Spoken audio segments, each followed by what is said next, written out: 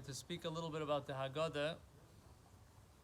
So the famous part of the Haggadah that this is how you find out if your kid learned anything in school is if they know how to ask the 4 questions, right? So the question is, why do you ask the 4 questions? So first of all, it's brought down in the Shulchan Aruch.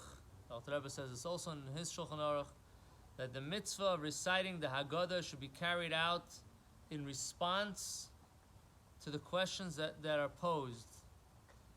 As the pasuk says, your son will ask you, what's this? And you will tell him. So the idea is that night the kid is going to ask you, and you will respond, you will tell your son. So the Haggadah is designed in that manner. It's actually interesting also because a lot of people that are in chinuch, that are in education, whenever they have a new concept that they would like to share with everybody, they try to find a connection in the Haggadah. Because the Haggadah is full of chinuch, full of ways of educating, of teaching. So if you can find it in the Haggadah, then it's a home run. Then you know what you're saying has some value. Just a side note. Anyway, so we have 4 questions. So what are these 4 questions? So according to the Medrash, these questions are kind of two levels. There's questions that we're asking that we're acting like rich men, and the questions that we're asking on the other hand, we're acting like poor people. The first thing is we have, why do we dip? Why do we dip twice? So usually, before you eat a meal, you go to a wedding, you have a Vorspeise and the appetite to develop it. So here we're having that concept.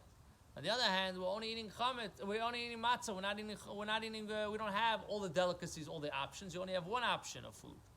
Then you have, when it comes to vegetables, you only have bitter herbs. Bitter herbs means you didn't have time to cook it, you didn't have time to develop it, you didn't have time to do any other option, and you only have, that's a poor man's dish. And then you have that everybody has to recline. Like rich, everybody has to recline. So you have these 2 opposites happening the whole time. So these are the questions in a sense that's explain why we ask these 4 questions. There's another question, why don't we ask about the 4 cups?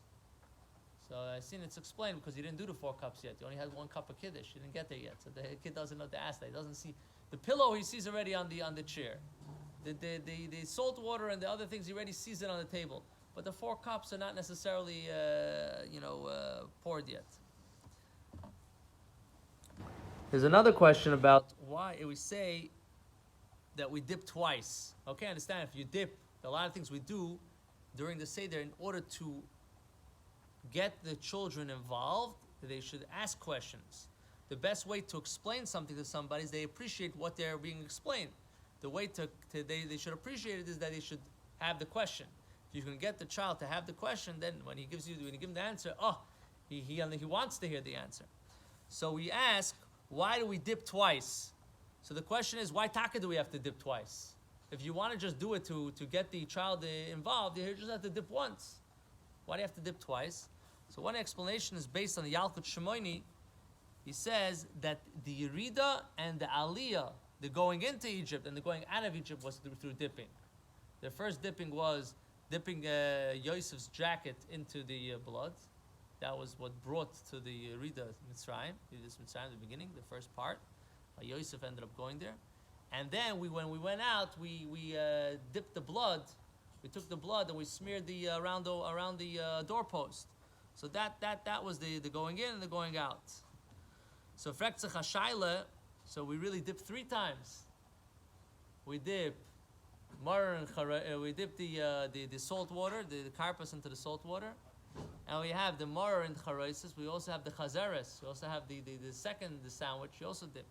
So that's not really 2 different dipping because there's a machlokes when you dip it and what you do when you don't do. So the maror in itself and the maror in the sandwich is really the same thing. Don't count it as a third one. There is also on a spiritual level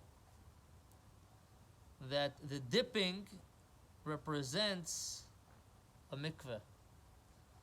That in a sense, when we went out of Mitzrayim, kivorach ha'om, we ran away. We had to get out of there quickly. We did a quick exit plan because we were already falling.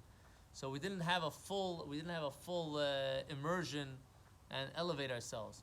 But it says when Mashiach will come, we won't be running. We'll be going slowly, because then we will have all the schusim, all the merits.